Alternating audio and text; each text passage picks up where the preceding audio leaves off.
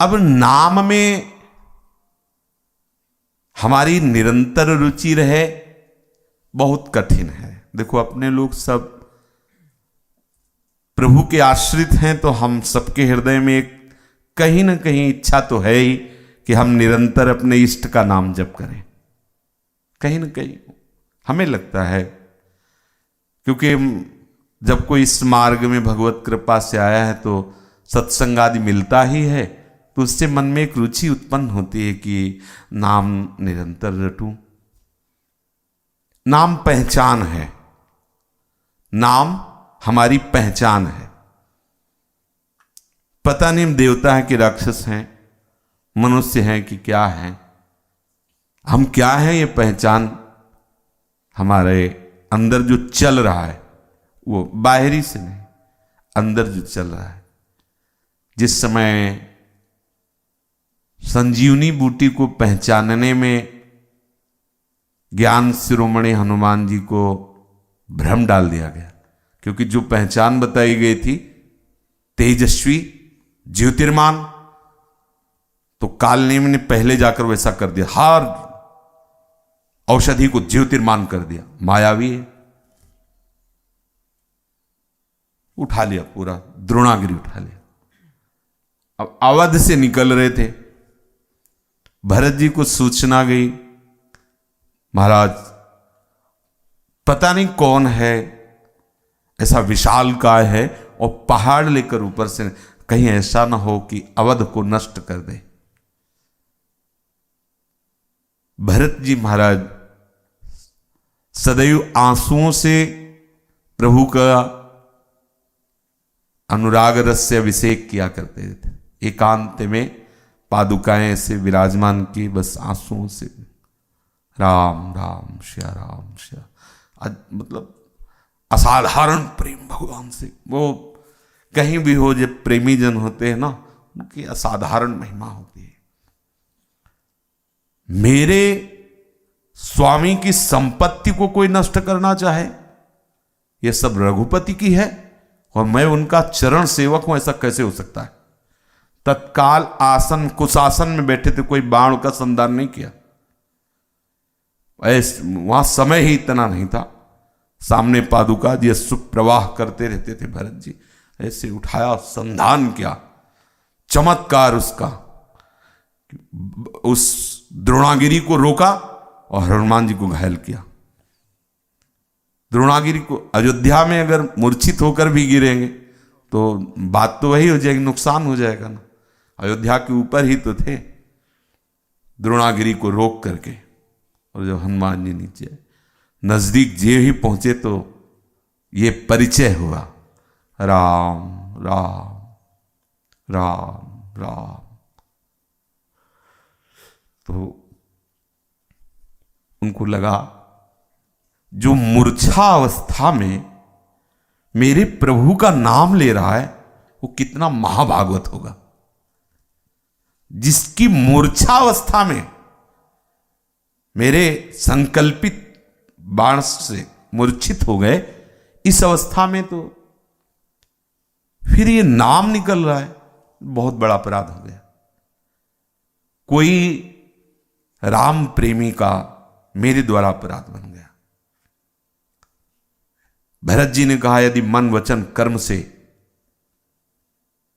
मैं अपने प्रभु श्री राम का अनन्य सेवक हूं तो उसके प्रभाव से तुरंत तुम्हारी मूर्छा भंग हो। तुरंत उठ के बैठ गए। ये पहचान है, नाम हमारी पहचान है। बंदन करके चिंतवन गौर श्याम अभिराम सोवत हु रसना रटे राधा कृष्ण सुनाम। नाम हमारी पहचान है। हम प्रयास करते हैं पर नाम ऐसा नहीं चल पाता। आप देखो देखो अंदर देखो, हम चाहते हैं बार बार प्रयास किए। जीवन में हर उपासक प्रयासरत है, पर पता नहीं क्या हो जाता है कि भूल जाते हैं। कुछ क्षणों के लिए, कुछ मिनटों के लिए, या जैसा आपका शिथिल अभ्यास तीव्र अभ्यास, जैसा भी, ऐसा कोई बल जहां निरंतर नाम कम प्रयास में होने लगे, बोले वो धाम है। यहां की वायु में नाम जपवाने की सामर्थ्य है, यहां की रज में। यहां चलत फिरत सुनियत यह है, श्री राधा वल्लभ लाल, ऐसे वृंदा विपिन में बसत रहो सब काल। यहां पत्ते पत्ते में राधा नाम कीर्तन होता रहता है। अगर वायु लगी हो, पत्ता ऐसे हुआ तो राधा निकलता है। वो हमारी सामर्थ्य नहीं, हम अपनी इस जिब्या से सीधे राधा राधा बराबर नहीं बोल सकते। तो ये दिव्य लताएं जो प्रेम स्वरूप है, उनकी वाणी कैसे सुन पाए, कैसे हम जान पाए कि यहाँ की वायु में समाहित है राधा नाम, यहाँ के एक एक खग मृग पशु पंक्षी के हृदय में समा गया है राधा नाम। अगर निरंतरता जिसकी मांग स्वयं प्रभु कर रहे हैं, उसकी पूर्णता होती है तो धाम से होती है। जो वास निरंतर नहीं कर पाते, प्रीतिस्तव वसति स्थले, आज्ञा है शास्त्र की कि जब कभी तुम्हें अनुराग की तरफ प्रेरित किया जाएगा तो तुम्हें धाम प्राणों से प्यारा लगने लगेगा। वृंदावन सुनते ही ऐसा हृदय लगे, भले आप नहीं वास कर पा रहे किन्हीं कारणों से, लेकिन सुनते ही एक हृदय में ऐसी अजीब सी आकर्षण वृत्ति उदय होगी कि जो आपको थोड़ी देर के लिए एकदम असावधान कर। वृंदावन वृंदावन, एकदम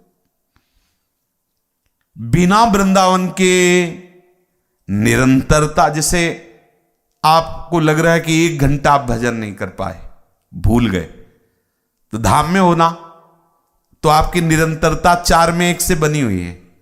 नाम रूप लीला धाम 4 है ना।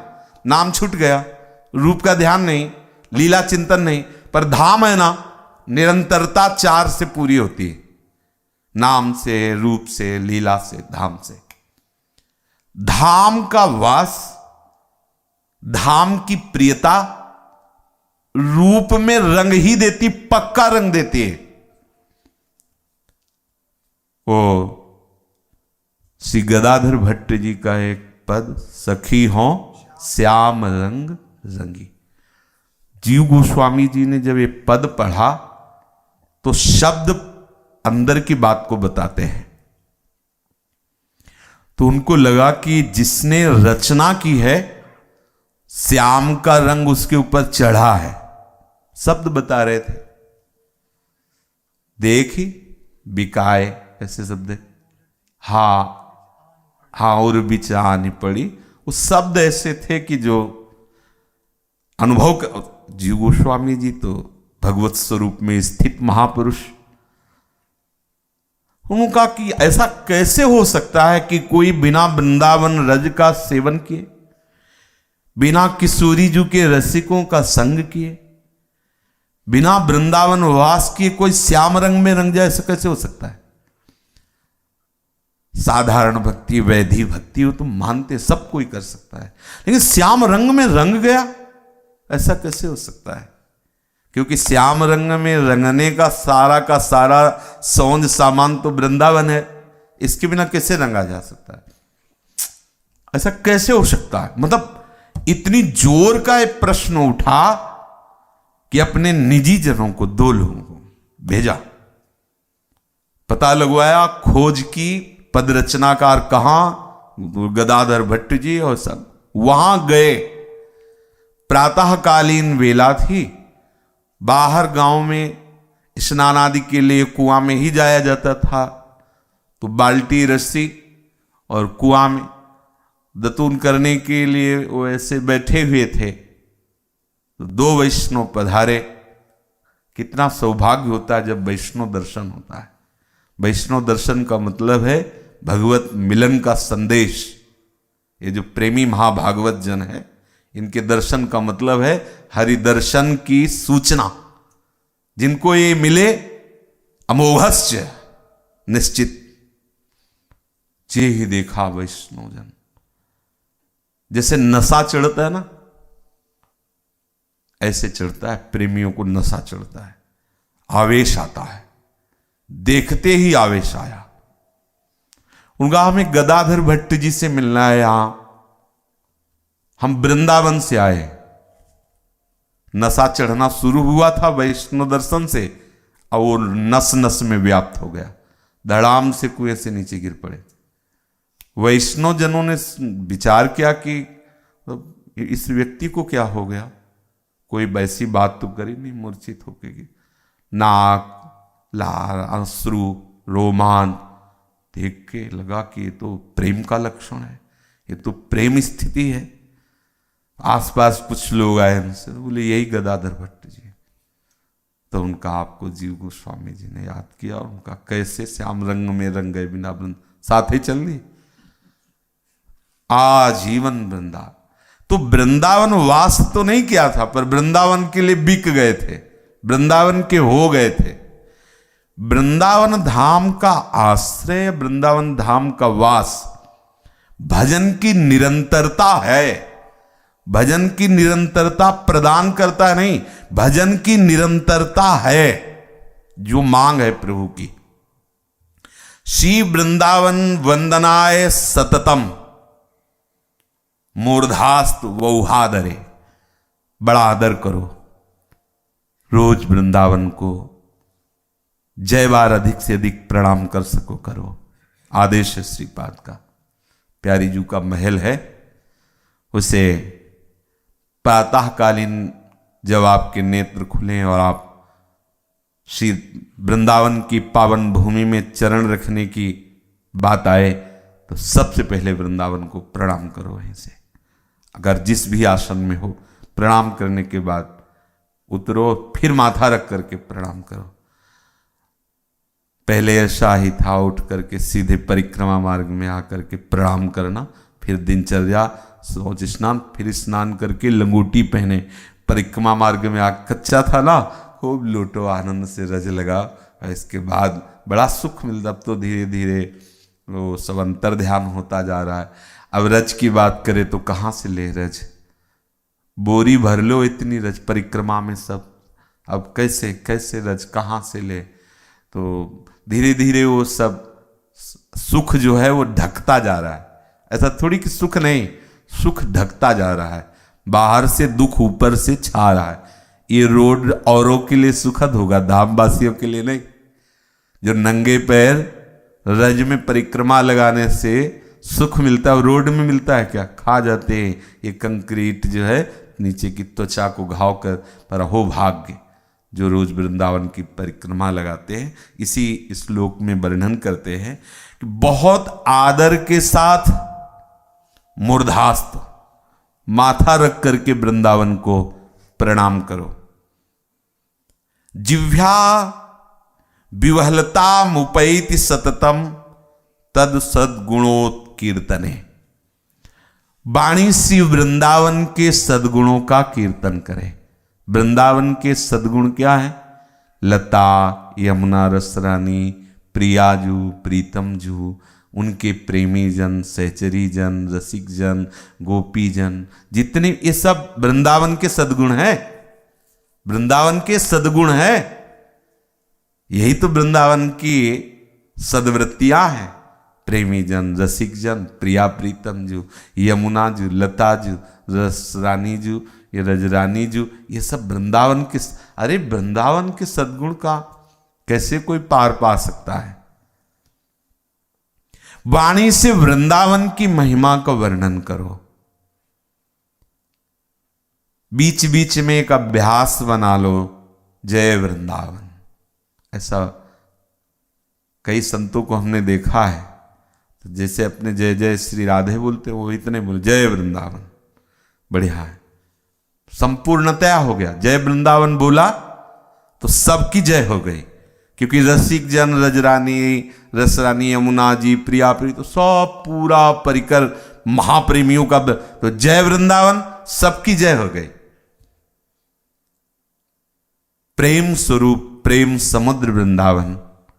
श्रीमद चतुरासी जी, श्री केलीमाल जी, 42 लीला जी, ये सब वृंदावन की ही महिमा है, सब वृंदावन की। आप पढ़ के देखो, सब वृंदावन, क्योंकि बिना वृंदावन के रस केली नहीं, नित्य केली नहीं, रास विलास नहीं, हास परिहास नहीं, नवीन नवीन जो केली है वो वृंदावन की ही तो सब महिमा है।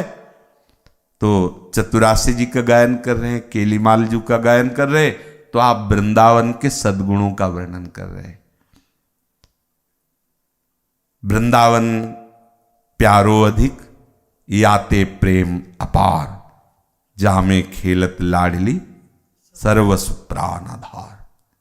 अपार महिमा, सदैव वृंदावन का ही हम यश गान करें। वृंदावन का यश, प्रिया प्रीतम का, लताओं का, सहचरियों का, जो भी ये सब वर्णन वृंदावन का ही है। हस्तौ तन्नव कुंज मार्जन विधौ,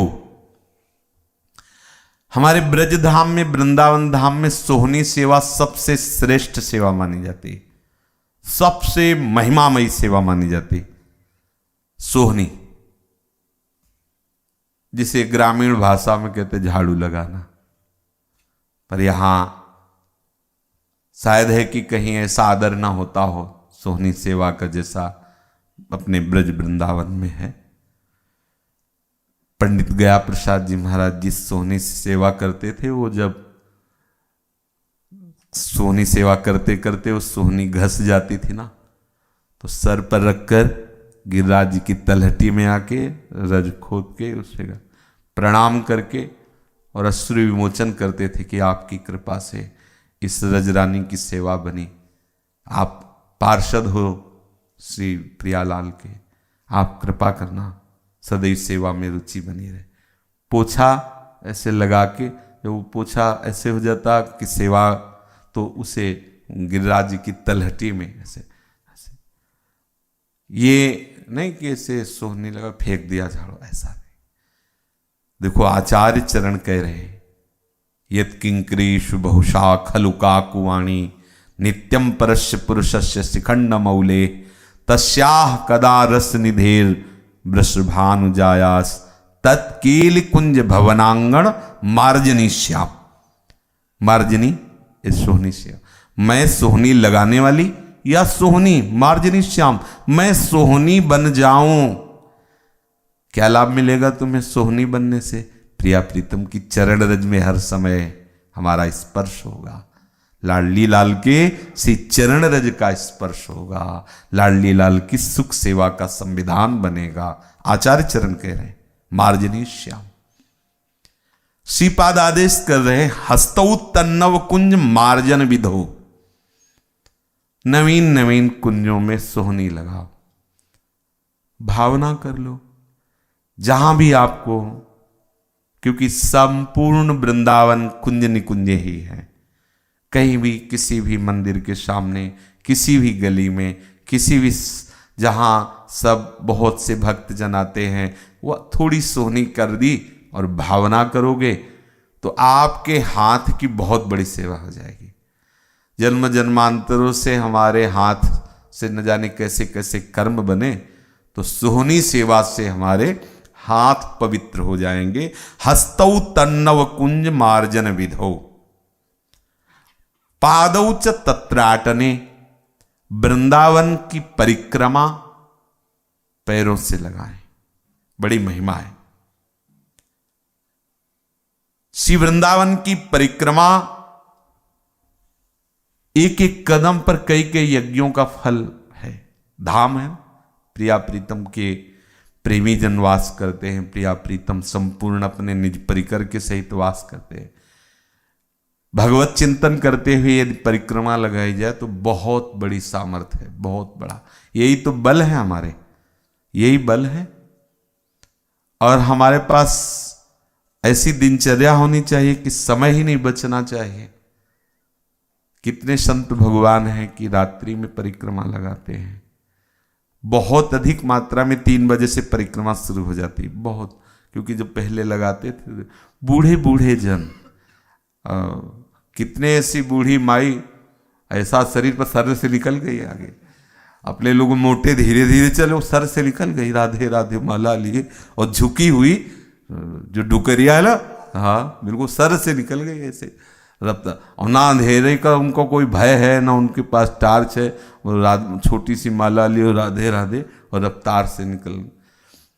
कितने ऐसे ब्रजवासी जन हैं जो 25 वर्ष से रोज परिक्रमा लगा रहे हैं। कुछ तो ऐसे हैं जो दौड़ते हुए लगाते हैं, ऐसे हैं। हाँ, वैसे एक श्री मूला पंडा जी हैं, हाँ, उनकी चाल ही अलग है। हाँ, वो पूरे परिक्रमा में उनकी जय घोष होती रहेगी। जो जिस संप्रदाय का है वो सब संप्रदायों को प्रणाम करते हैं। हाँ, अगर कोई वैसे गौड़ेश्वर संप्रदाय तो निताई गौर हरि बोल, आगे निकलो जय हरिवाल, कुंज बिहारी सिंह, सबको ऐसे बोलते हुए दौड़ के परिक्रमा लगाते हैं। परिक्रमा की बहुत महिमा है। परिक्रमा प्रिया प्रीतम की प्रसन्नता का भी हेतु बनता है। प्रदक्षिणा भक्ति के 64 अंगों में एक है। और जो परिक्रमा नहीं कर सकते, शरीर की सामर्थ्य इतनी नहीं, रोग ग्रसित है, अवस्था ऐसी है या जैसी भी, तो ठाकुर के महल की 4 परिक्रमा कर ले। जैसे राधा वल्लभ जी ठाकुर, ठाकुर बांके बिहारी जी 4 परिक्रमा कर ले। अच्छा, अगर ये सब कुछ नहीं तो इतना है कि हम वृंदावन को समर्पित है, तो जहां जहां तुम्हारे चरण पड़ेंगे वो सब परिक्रमा होगी। जहां जहां आप जाओगे, जैसे भी चलोगे, तो आपकी शरणागत समर्पित चित्त की जो महिमा है वो यही है। वो जो भी बोलेगा स्तुति माना जाएगा, उसका सोना समाधि माना जाएगा, उसका चलना परिक्रमा माना जाएगा, उसकी प्रत्येक चेष्टा सेवा मानी जाएगी। जो समर्पित है मन वचन कर्म से वो पड़ा है तो समाधि है, उसका हो रहा है भजन इकट्ठा हो। अरे शरणागति इसीलिए तो बहुत प्रबल है। धाम का वासी, धाम का आश्रय ले लिया, परिक्रमा लगाया, तो क्या कहना है, बहुत बढ़िया। यदि ऐसी कि अब महिमा सुनी, अब चल पा नहीं रहे, शरीर गांठ काम नहीं कर रही या कई तरह की परेशान, तो आप चिंता मत करो। आप धामवासी हो, 10-5 कदम यदि चल लेते हो, यमुना जी तक चले जाते हो, दर्शन कर आते हो राधा वल्लभ जी के, बिहारी जी, तो सब हो गया। चिंता मत करो, धाम आश्रित हो, यहाँ पड़े रहना ही सब है, पड़े रहना ही। निद्रा समाधि स्थिति यहाँ जो है आनंद, धामवासी हो ना, हाँ धामवासी हो। जितनी भी वाणी स्फुरित होगी सब आपका स्तवन है प्रिया प्रीतम, क्योंकि शरणागत है। पूर्ण शरणागत की कभी ऐसी हो ही नहीं सकती कि वो प्रपंच जनित वाणी हो। जब बोलेगा तो प्रिया प्रीतम। श्रोत्रे तन महिमो श्रुतौ दृश्य दृशौ नित्यम स्मृतौ स्थान मनः। बोले हमारी श्रवणेन्द्रिय सुनने के लिए लालायित हो प्रिया प्रीतम की बात, धाम की बात, प्रेमी रसिकों की बात। धाम में ये सावधानी रखें, ये जो श्रवणेन्द्रिय दूषित हो गई है, इसको दूसरे की बातें सुनने में बड़ा सुख मिलता है। अगर उसको पता चला कि 2 लोग खड़े, उनकी अवहेलना की निंदा की बात, तो और नजदीक खसक जाएगा और बड़ा रसास्वादन श्रवणेन्द्रिय से लेने लगेगा। ये दोष है, इससे बचना चाहिए। अगर आपकी श्रवणेन्द्रिय के समीप कोई वैष्णव निंदा कर रहा है, धाम निंदा कर रहा है, इष्ट अवहेलना निंदा कर रहा है, तो अपने को चाहिए कि तत्काल प्रणाम करके इसलिए कि हमारी सावधानी ये कि उस पर भी द्वेष या दोष बुद्धि ना बने। महापुरुषों ने कहा है कि जो भगवत प्रेमी जन होते हैं, जब उनको भगवत प्रीति विहीन लोगों का सानिध्य मिलता है, तो प्रेम तो उनसे वो कभी कर ही नहीं सकते, क्योंकि वो भगवत विमुख आचरण कर रहे हैं, भगवत विमुख वार्ता कर रहे हैं, भगवत विमुख उनकी प्रत्येक चेष्टा है। तो भगवत प्रेमी जन उनसे प्रेम तो सवाल ही नहीं उठता, भगवत प्रेमी जन उनसे प्रीति करें ऐसा तो सवाल ही नहीं उठता। भगवत विमुखों का संग किसी भी प्रकार से अगर हो जाए या किया जाए तो महान हानिकारक होता है। इसलिए प्रेमी जनों को तो ये असह्य होता है, वो सहन ही नहीं कर सकते। उनका सानिध्य, उनकी बातचीत, उनका मिलना जुलना, उनके साथ खान पान, ये तो कर ही नहीं सकते, नहीं कर सकते। भगवद विमुख स्थान, प्राणी, भोजन, वस्त्र, साहित्य, बातचीत, ये जो भी है, किसी भी तरह से भगवत प्रेमी जन उसका संग नहीं होने देते, नहीं तो भगवद विमुखता आ ही जाएगी। स्थान भी है जहां चार लोग ऐसे बैठते हैं, गंदे आचरण करते हैं, गंदा खान पान करते हैं, हमें कभी वहां नहीं बैठना चाहिए। बहुत सावधानी रखनी है। हमें उनके साथ ना तो बैठना है, ना खाना पीना है, ना अपना मानना है उन्हें, हो कोई भी शरीर संबंधी हो, नहीं मानना। अगर वो भगवत विमुख आचरण करने वाला है तो तजियता ही कोटि वैरिशम जद्यप परम, इसमें नहीं चलेगा। अंदर से इसमें बिल्कुल संबंध नहीं रखना चाहिए। भगवत स्वरूप है, वो निंदा तो करेगा नहीं उसकी, पर उसे अपनापन भी नहीं करेगा। भगवत विमुखता निश्चित बढ़ जाएगी। इसलिए प्रेमी जनों को सर्वथा परित्याग कर देना योग्य है, क्योंकि एक क्षण का भी संग तत्काल आपके भगवत प्रेम में बाधा पहुंचा देगा, भगवत मार्ग में बाधा पहुंचा देगा। ना उनसे बातचीत, ना उनका संग, ना उनका अनुसरण। उनके संग में जब जहां तक उनके शब्द गूंज रहे, वहां तक का वातावरण दूषित हो जाता है। ऐसा है जिसे आप राधा नाम बोल रहे, तो जहां तक नाम जाएगा वो वातावरण पवित्र होता है। ऐसे ये जो भगवत विमुख वार्ता करते हैं, गंदे वैष्णव निंदा आदि, ऐसे इन लोगों की वार्ता से वो वायुमंडल दूषित हो जाता है।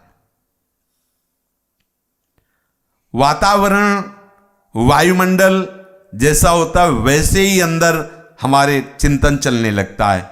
इसलिए जो प्रेमी जन होते हैं वो बहिर्मुखों का संग तो किसी भी तरह नहीं कर सकते, किंतु जो बहिर्मुख हैं उनसे द्वेष भी नहीं कर सकते हो, ये सावधानी है। अरे बहिर्मुख है तो ऐसा करता है, हमें द्वेष भी नहीं करना है और उनसे अपनापन भी नहीं रखना है। चुपचाप निकल जाना है, हट जाना है, दूरी बना लेना है।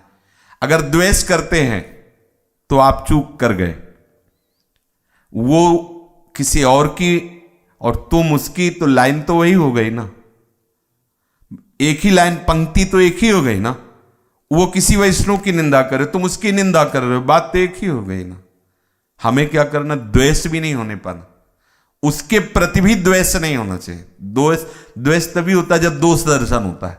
हम अपनी कमजोरी कि आप में हम भगवत दर्शन नहीं कर पा रहे, हम अपनी कमजोरी, हम इतने परिपक्व साधक नहीं है कि आपका संग करके भी हम अनुराग रंग में रंगे रहे, इसलिए हम अपने को बचाने के लिए आपसे दूरी कर रहे हैं। प्रभु आपको प्रणाम है, हम ना आपका संग बर्दाश्त कर सकते हैं, ना आपकी बात सुन सकते हैं, ना आपके साथ अपनापन कर सकते हैं। राधे राधे, बस दूरी बना ले। उनके चाहने पर भी ना तो हमें रुष्ट होना है और ना उनको संतुष्ट करना है। अब तुम ही एक भगत हो, भजन करने वाले, घर में जब आओ तो माले, अब मान लो विमुख हैं, वो घर के हैं, अब वो ऐसे तुम्हें परेशान करेंगे, ऐसे तुमसे वार्ता करेंगे। और प्रभु ऐसी लीला करते हैं कि घर वाला, पड़ोस वाला, आमने सामने वाला, ऐसे ही को, तभी तो बात बनेगी। अब अपने को क्या करना, ना रुष्ट होना है, ना उसको संतुष्ट करना है, दोनों बात समझना है। ना तो उसे संतुष्ट करना है कि भाई थोड़ी देर भजन रोक देते हैं, थोड़ी देर उससे हम प्रेम की बातें कर लेते हैं, हंस लेते हैं, अच्छा चलो ठीक। संतुष्ट भी नहीं करना और रुष्ट भी नहीं होना, अपने आप को धैर्यपूर्वक अपने मार्ग में बनाए रखना है।